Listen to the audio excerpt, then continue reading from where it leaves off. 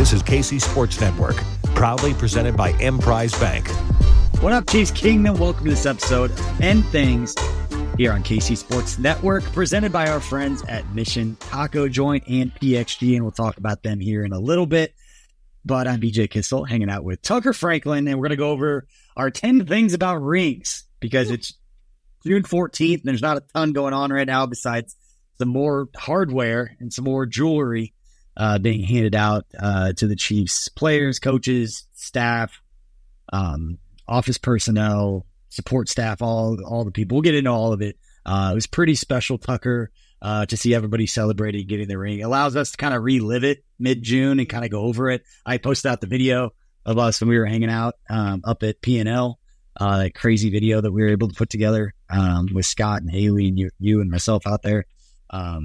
But yeah, pretty cool to see the ring ceremony and for everybody to be celebrating and kind of loving on what they did last year before they started looking forward again. What I think is really cool is we've had so many different ring ceremonies that they've done them around the city. First, the first one was, due to COVID, so they had to do it on the field. They had to do the social distancing one, right? So that one, understandable. Then they had Union Station last year. This year they're at Nelson Atkins. What KC Monument are they going to go for the three-peat? Where are they going to do it next year? You're just going to have to find out. Like, they're going to keep moving it around, and I think that's kind of awesome. I think it is awesome. There's got to be something like on, I don't know. They're creative people. They're going to do some pretty cool things. And the rings are pretty creative. We're going to go through some of the details as we talk through here. But, I think it's pretty cool that you're becoming it's commonplace to just sit back and watch the ring ceremony, because third time that it's been done. And like you mentioned, the first time with COVID, not really the glitz and the glamour. They kind of got it down now. They know it's a spectacle and they figured out a way to make it a thing, and it should. And it's really cool for me to watch it, Tucker, is that, the players, they get their flowers, the coaches, they get their flowers, talk to the media, they're around, they get promoted.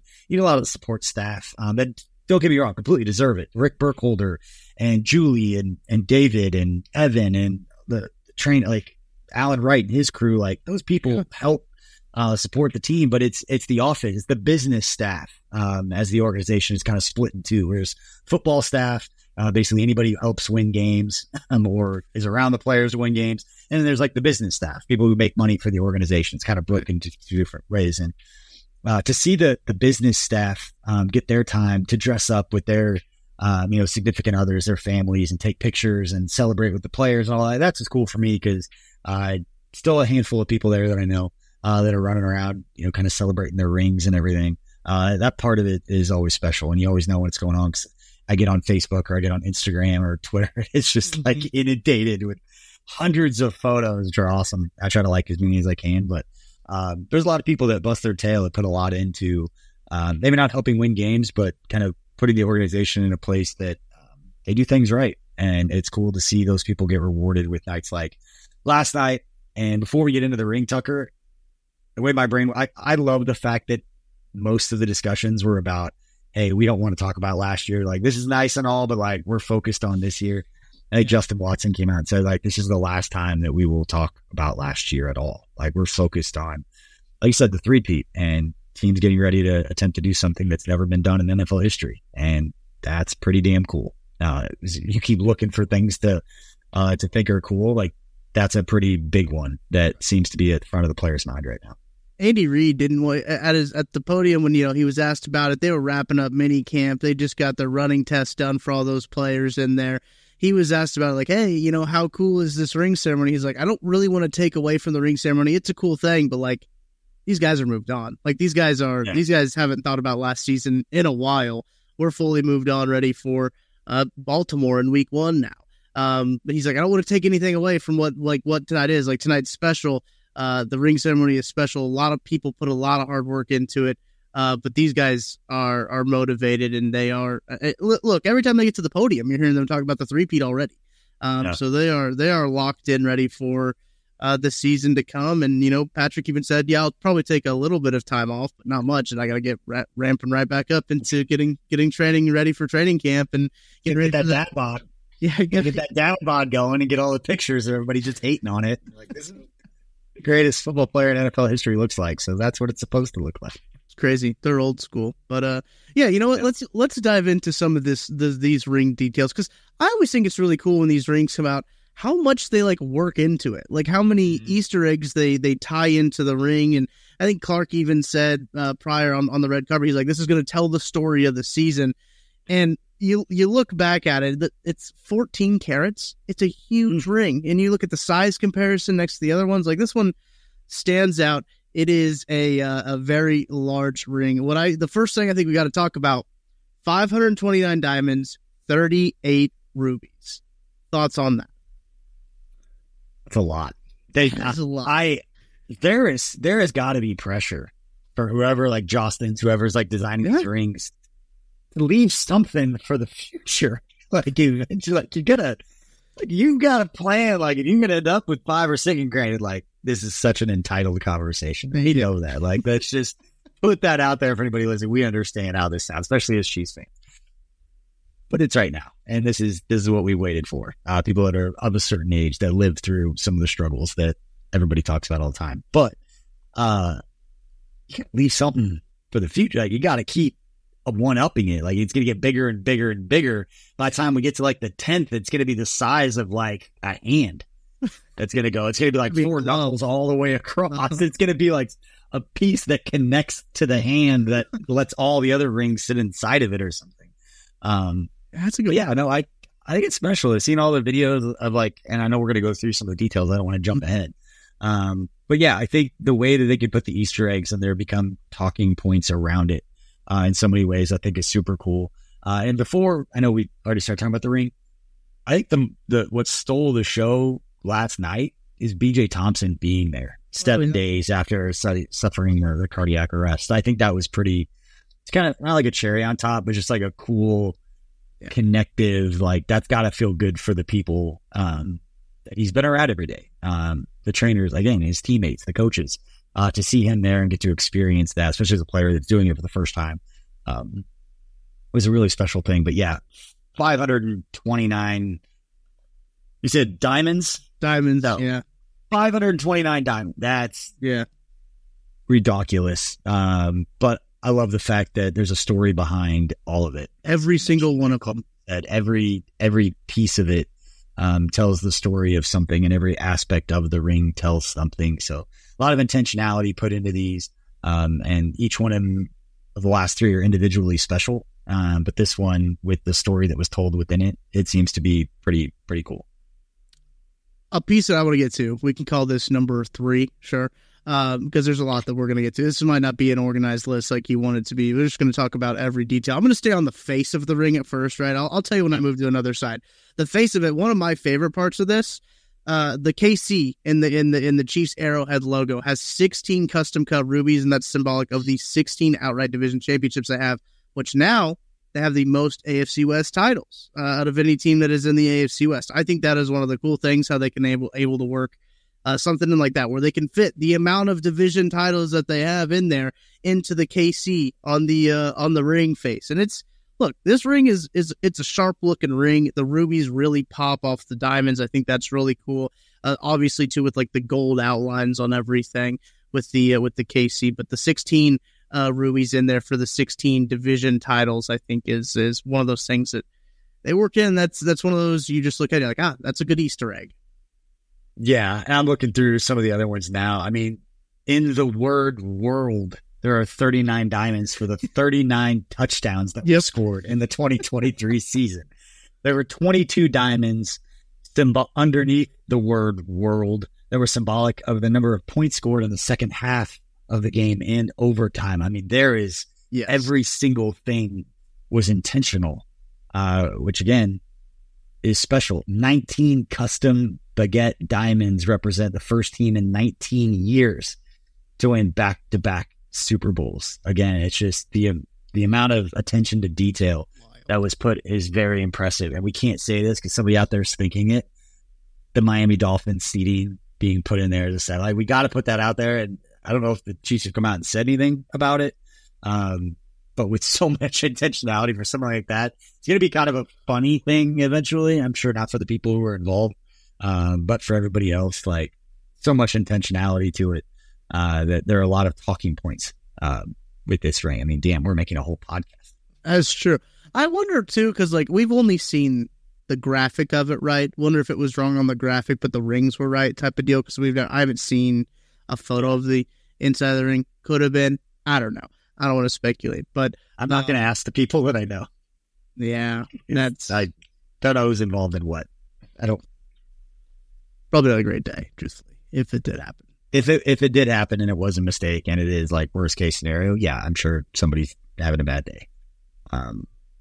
But 58 diamonds. That's what I was going to talk about next. Okay, the 58 diamonds, a nod to Super Bowl 58, which they put intermittently in between the 4 Super Bowl trophies that they have in there and the 4 marquee diamonds that they have to represent the 4 Super Bowl franchise wins. But in between the KC and in between those Super Bowl trophies, they were able to fit 58 diamonds for it being Super Bowl 58. And again, with the very intentionality, the intentional nature of everything that goes into these rings, that is a detail that, a common person just looking at this ring probably wouldn't be like, oh yeah, there's 58 diamonds there. But for them to be able to pull that out, same thing with the 11 princess cut rubies that represent the regular season wins that they have along the top 2. The face of the ring is stunning. Like it's one of those things where it's very much classic. It's timeless. It matches the other ones too. I think that was really cool that it kind of, you see all of these rings side by side. That one right there, like they're all kind of, they flow together. I don't know the right word I was looking for. Maybe flow together was the right word, but they're all sort of related in some sort. They got different shapes, but like you see it, you recognize it. Oh yeah, we've seen 3 of those before, and I think that's really cool. They're going to have trouble getting more than 4 Lombardis with the arrowhead on top. Like it's going to start spanning and changing the shape of the ring. I thought it was interesting that they have the 142.2 on this one as well. And that was several years ago that happened. So I think it's still interesting that they continue to put that in there as a nod to the Chiefs Kingdom, which is pretty cool for any fans that buy the replicas or the pendants that I know that they put out there. Make sure you're buying stuff like that from a legit place, because there's all kinds of knockoffs. Pick them out there. So if you're listening, I don't know where it's at. Like, go to Jostin's, go to an official place on the Chiefs, because I've heard stories of people trying to buy things and then not necessarily turning out the way that they originally thought. Imagine that. You buy something on the internet and it doesn't work out well. I'm looking right now at the Jostin's graphic that they put out when they unveiled the Patriots one that they had won in 2019. Look, they can get creative with putting Super Bowl trophies on rings. They did it with the Patriots. They got 6 on there for the Patriots. So it can be done. They will figure it out, and I'm sure they'll figure out a creative way to do it as well. But the face of the ring, I think is my favorite part of the ring. Truthfully, I don't know what you think. Obviously, they have the personalized stuff that goes on the sides, and the top opens. This top opens on this ring. That is another part of this. Look, you got the date of the Super Bowl on there. You got the game-winning play, the Tom and Jerry play, and it says it was cut using Coach Reid's handwriting for the play, which is also insane. You also have 17 miniature gold leaf confetti commemorating the points scored in the AFC Championship game, a Las Vegas-inspired logo, which is a tribute to the city. Shout out Las Vegas. They finally got on a Super Bowl ring. And then you have the championship year dates with 2019, 2022, 2023, with the recipient. If they have been with the Chiefs for all 3, they'll have all 3. If they just were last year, they just had last year's. But they also have 1 to 4 Lombardi trophies, depending on the person's time with the Chiefs as well. I think is really cool that each of these rings are personalized for the player. Like if you open up Patrick Mahomes, it's going to have 3 right there. Clark Hunt's, I would maybe have 4. I don't know who would have 4 on there. Is there anybody that's been around since the beginning? I would only think it would be Clark. No, not anymore. Right. Yeah, I do think it's cool. I saw the signature, like on the underneath side, that is the player's signature to personalize was cool. And I didn't notice that on the side, there's so many different pockets of diamonds, and each pocket has a different number of diamonds that represent something else. But the 28 diamonds on the underside of it, kind of on the back side edge, there's 28 diamonds that are symbolic of the defense that held every opponent under 28 points. That's crazy. I don't know if they just figured out, like, how many diamonds can we fit? Okay, 28. Let's find a number that connects to, like, 28. Like, they tell, like, Matt McMullen would have been perfect for this. Like, Matt, tell us a cool number that has to do with 28 from this season. But yeah, this is just a special deal. And Tom and Jerry. That's crazy. Like the handwritten play, which, like, by the way, great handwriting there from old Coach Reed, and with the lines and everything. That's good. That's good. Coaches can diagram some plays. That's good looking. Like, those would be very clean. That was pretty impressive. The Tom and Jerry play, obviously the day of the Super Bowl there as well. And look, we've come to learn in our going to Super Bowl. We're so familiar with going to Super Bowls that there is that iconic play, right? I mean, people make money off of diagramming those plays and selling merchandise with those iconic plays on it. You know, you have the Nick Bolton fumble that he got. You have the corn dog. That's just in those 2 Super Bowls. You have now Tom and Jerry. It's a cool way to add some personalization into this ring without going way over the top. I think it's a nice touch. Absolutely. And speaking of engraving, I'm going to see if I can connect this, Tuck, because we had something engraved last year at KCSN for the first time, and that was our friends at PXG Golf engraved a couple of golf clubs for us, a couple of wedges that we gave away to, I believe, the winning team at the tournament, KCSN Golf Tournament, which we haven't publicly announced yet necessarily, but it is going to be Saturday, September 7th at Sunflower Hills. That is the golf tournament, and PXG will be out there activating just like they've done in the past. Have some fun doing some cool stuff with them, and a lot of other fun stuff to announce about the golf tournament. But you've got some fun stuff to talk about your experience recently with PXG. Look, I'm really excited. By the time you guys listen to this podcast, I'll probably be on the course using my PXG driver that I got the opportunity to go in with them and sit down with Alex. She's the absolute best over there. I love everyone over there at PXG. Alex, Marcus, their fitting specialists are top notch. I went in and I swung the PXG Black Ops driver. It's a total game changer. And look, here's the big thing. You no longer have to sacrifice distance for forgiveness with the PXG Black Ops driver. No matter how good the tools getting fitted can take your game to a whole new level, and they'll even give you a dozen golf balls for free just doing it. I mean, come on. That's a great deal. The world-class team of PXG experts will analyze every aspect of your swing with every club and give you feedback in real time and show you how to improve. When I went in, hit some 7-irons, Alex and I were talking some shop a little bit about golf. We talked about some swing stuff for me, everything like that. Then we got to the big dog, swung my old driver, and she's like, no, I got just what you need right here. We tried some different shafts. We tried different loft angles. Tried all kinds of stuff. And we were tweaking with things even after we found the right driver. She's like, okay, I think this is the one. Oh, we're going to do some more tests here. See if we can improve anything like that. But we really narrowed down that dispersion and added about 50 yards to my drive. So super stoked to get out there at the course and swing that PXG driver. And if you're thinking PXG's high-performance equipment is too expensive, their clubs often cost less than the so-called leading brands. PXG made me a believer. It'll do the same for every golfer in Kansas City. Visit pxg.com/10things to schedule your fitting at PXG Kansas City. That's at 7517 West 119th Street in Overland Park. Get fitted for any club and you'll get a dozen golf balls free. That's pxg.com/10things to schedule your fitting. pxg.com/10things. We have 1 dozen golf balls per person. Promotion ends June 30th. Other terms and conditions apply. See the store for details. Buddy, you and I have an early morning. We do. Getting up at like 4:30 in the morning to drive down to Joplin to go to play in the mic'd up golf tournament with our buddy, Matt Miller, and Marshall Mello, better known, his brother. We did not know that was his real name. I'll be big country. Austin, it's going to be down there as well, I'm sure. Yep. And Jason, all their buddies. So excited to get down there, excited to use my PXG clubs, excited to see you use the big dog and get out there and hit it. And I haven't golfed in like a year, so I'm excited to get out there. But I have stopped by PXG probably once a month just to say, hey, no business reason, just like hanging out with Alex, Jacob, and Marcus and everybody. But yeah, PXG, great place. Appreciate their partnership and just for making awesome stuff that we love to go out there and use and have fun with.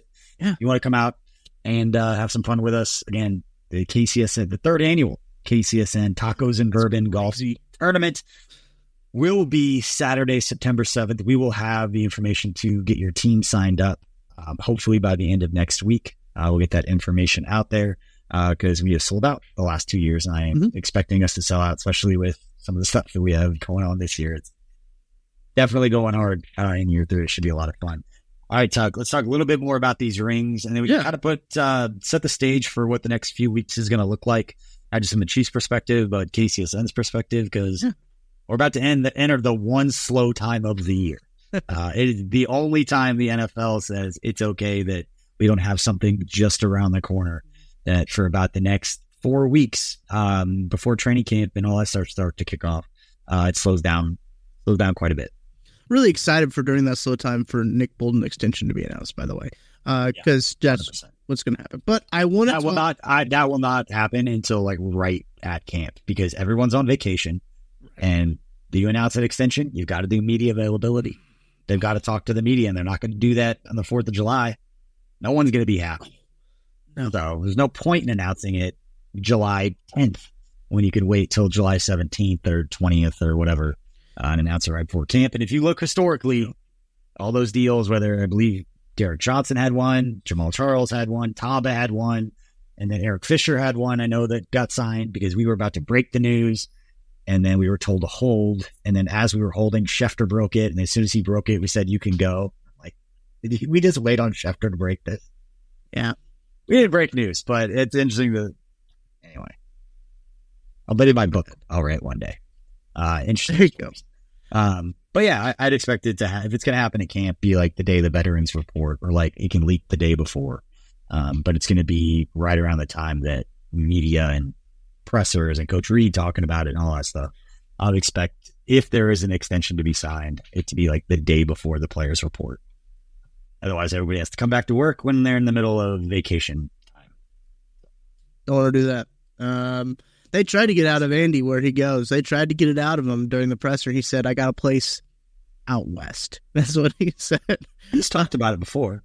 I know he has, but I think it's funny. I know it's funny. I think it's funny how he just like was like, I don't want to tell you where I go. I go 5 days off a year. He works 360 days a year, and 5 that he doesn't are coming up. That's where he always talks about drawing, like on napkins, and at the beach, just outside of, I won't say the city, but it's outside of San Diego, because I didn't live too far from there. Yeah. It's not in that kind of house. I'm sure it's very nice.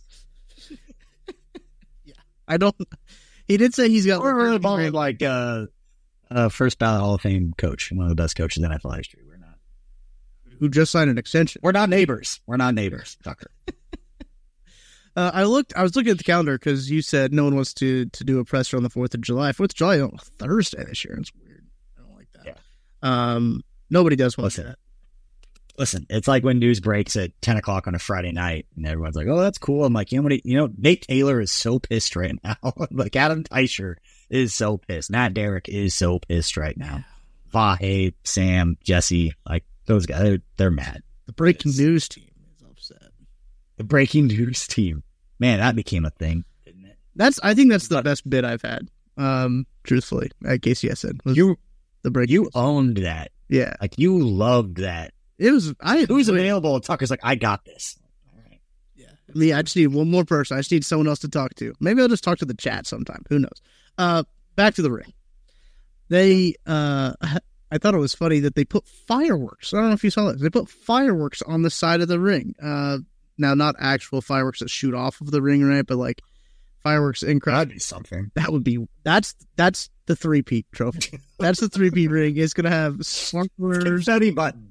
Just hit a button and like confetti comes out. You have no idea how there always seems to be confetti in there, but it happens. Jocelyn needs to contact us for that idea. But it has the fireworks for the 4th Super Bowl title, has the years for all of it on there with the player's number. Obviously, the player name is on the side of it too. And they showed the Mahomes one, right? They're showing the Mahomes one. He's got the captain on there. He's got the C. He's got the MVP because he won the MVP. All kinds of stuff going on with the side of the rings. I always think that's really cool when you see the personalized player, how each of these rings are personalized. And they do have the Chiefs Kingdom on there too. I mean, so they are fully fully putting the Chiefs Kingdom into it. Love to see that as well. And on the other side, they have a back-to-back on there. I do like how many nods they had to back-to-back just because such an uncommon occurrence to happen in today's NFL. They got a lot of nods to back-to-back on there. And, the score on the other side of it, opposite to the player's name out there, and they have the diamond-encrusted logo as well for the Super Bowl. It's a badass ring. It's really good. And it matches the awesomeness of the dynasty starting. You know, you win 3 in 4 years, 5 years, you can call yourself a dynasty at this point, at least the start of something. Yeah. And after this is kind of house money at this point. We're being honest about where we're at, and there's no reason to think that it's slowing down. Not at all. I was say you see the quarterback contracts, and then you look at Mahomes, and you're like, you know what? It's kind of a steal. I was thinking about He's brilliant. This today. He's going into his 8th season, right? Yep. That seems crazy to me. 8 seasons seems like it was now it's his 7th as a starter, I believe, will be. Yes. Because he didn't start his rookie year. It's dumb how the NFL does it. I think Diana Rossini tweeted out like crazy what I just thought about. Yeah. Patrick Mahomes threw no touchdown passes his rookie year and 50 the next. Like that is, while that is accurate.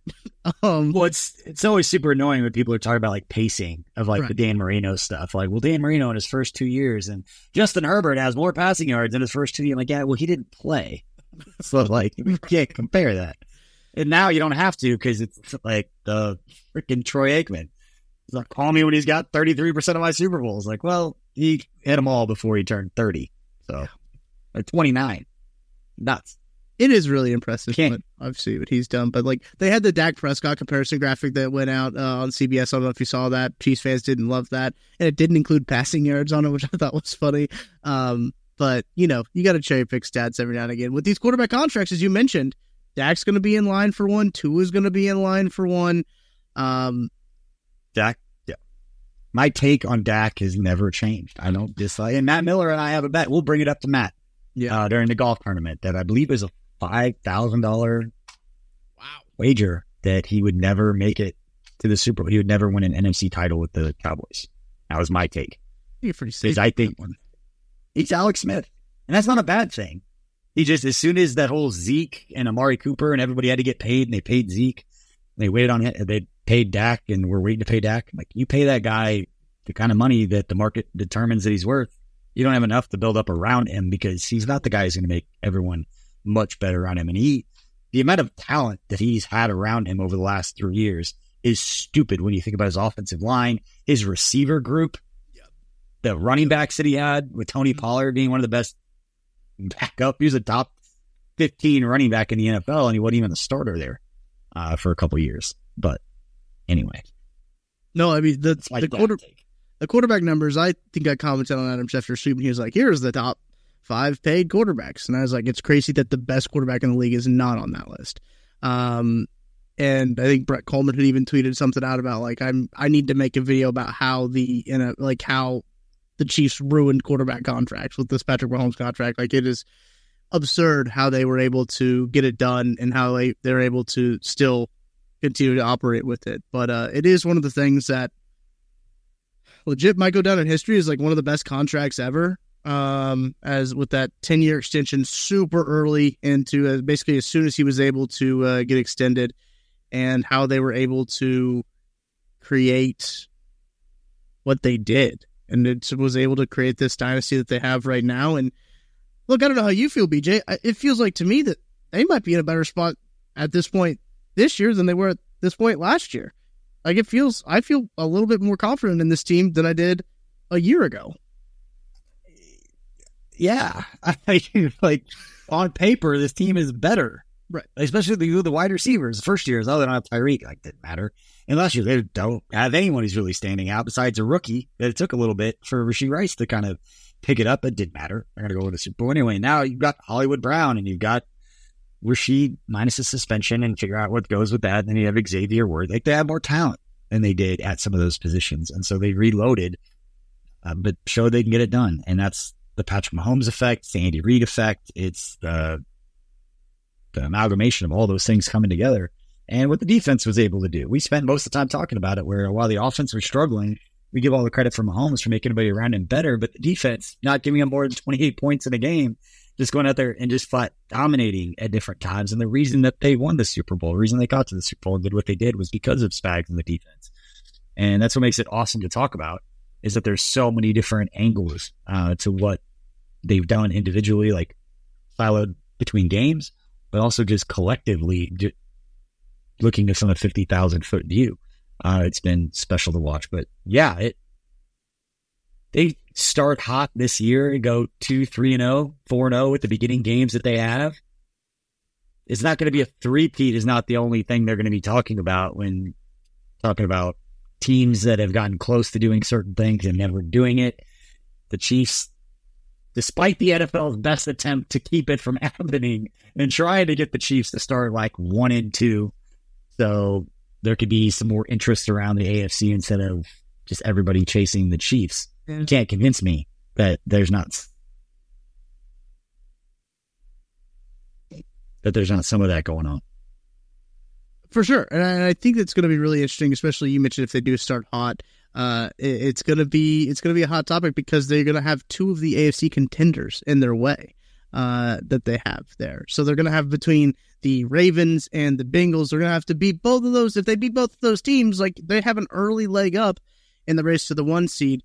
And it's crazy to talk about this team like this, and they lost maybe one of their best defensive players in L'Jarius Sneed, and we're still feeling like, yeah, they lost him, but you can replace him in the aggregate, kind of the money ball thought of it, replace him in the aggregate with all those other guys that they got back there.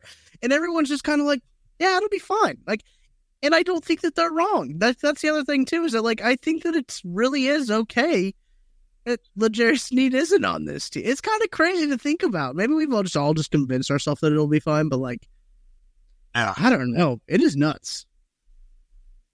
Yeah. Like there've been times, I mean, every Chiefs fan's been guilty of it at some point.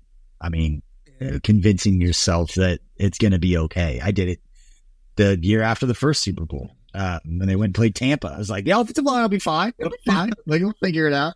And it was like, no, eventually you're just going to get demolished because they've got more talent over there. Like, the other guys are on scholarship too. I mean, hell, I remember sitting at Qualcomm Stadium trying to convince everybody at my tailgate that Brody Croyle we don't know what he can do. Like, who knows? He'd come out here and just absolutely kill it. So we were like, what are you smoking? What are you drinking? I was like, but seriously, like, you never know what could happen. And then I think we had 60 yards of total offense in that game. That sounds about right for Brody Croyle, truthfully. Yeah. And everybody, like, back to the car, I just had my head down, just wear it. But yeah, no, it's a special time. And just talk about it all the time, man, but enjoy it. Not to stand up here and be preachy about it, but you all get caught up into the daily moves and the when's Rishi Rice suspension and all this stuff. Just remember to step back and enjoy these things, especially for those who have kids. I think about it all the time with my kids, enjoying these moments with them because they'll remember it forever and they're going to grow up idolizing Patrick Mahomes in the way that we did Michael Jordan. He's going to be that guy for them. And pretty cool that he lives in this city, cares about this community, does a lot of things to give back. Sitting with a lot of the players. So it's a great time to be a Chiefs fan, great time to be a Kansas City sports fan. Yeah. I got nothing else. It's middle of June. There's not a ton going on. We appreciate everybody for listening to this episode and getting, helping us get you through part of your weekend. If you're listening to this, you are a diehard Chiefs fan. You are. Shout out. You've got issues just like the rest of us do. We're all the same. But we appreciate you for spending it. We're going to continue to have content over the next month, even though not a ton's going on. Luckily, we've been doing this a while. We know how to create content. So the lab, Only Weird Games, Tucker, you and Maddie with that football show. Mm-hmm. All that content's going to continue. Haley's show with the Chiefs News Daily is going to a little bit of a break. The only news that could really come out over the next 4 weeks isn't going to be great. So Hopefully we got through that. I'd really like to be a fly on the wall in Coach Reed's discussion with the players before they leave for a month, because last time they got a little free time, it was how many days since the Chiefs had something embarrassing come out and like Twitter accounts started or did something embarrassing happen today. Right. So hopefully the Chiefs PR staff can get a break, get some time off before camp. But we'll still continue to pump out content here. We've got, like I said, some cool stuff that we're going to be announcing over the next few weeks. We'll have an event at the end of July.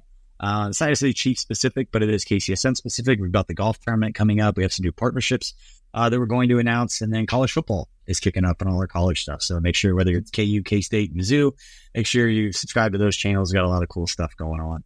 I'd appreciate everybody who supports what we're doing, what we have going on. I do want to shout out, actually, before we let go, Gabe DeArmond, Empower Mizzou, and the alumni scholarship in Therese Paylor's name and honor. Hit the $100,000 mark, vested, endowed scholarship that will continue to help African-American sports media journalism students at the University of Missouri, something that Therese was very passionate about, something that Gabe has kind of picked up that torch and led the campaign to try and raise money and honor Therese in a way that we know he would have appreciated. Ebony Reed has been fantastic, helping push that as well. I'm honored that we had a small part and will continue to play a part in raising probably like a quarter of that money. I think we raised about $25,000 of that $100,000 that went. And as much as people say congratulations to us, that is us saying this thing is going on, and people that we talk to say we love Therese and then paying. So we're not doing anything but talking about it on the platforms that we have. Right. But for that to $100,000 after the Howard scholarship in his name had already been endowed and hit $100,000, I mean, those scholarships will be around forever. And Therese will continue to be honored forever. And we will continue talking about him all of the time, especially during draft season when we're raising money for it. Special time. But anyway, more cool stuff that we have coming up. Tucker, you can take us home because I'm tired of blabbering. That's going to do it for this week's 10 Things. Make sure to check us out. Make sure to follow us on KC Sports Network, at KC Sports Network. Make sure to leave a 5-star rating and review wherever you're listening to this podcast. Like and subscribe to the KCSN YouTube channel. We'll keep you up to date. As I mentioned, the breaking news team, if breaking news does happen, signing-wise, we will be live. We'll do everything in my power to be live from wherever I am. To give you the breakdown on the new Nick Bolton contract. I'm just playing. Anyway, that's going to do it for today's episode. Appreciate you listening, hanging out with us. We'll talk to you soon.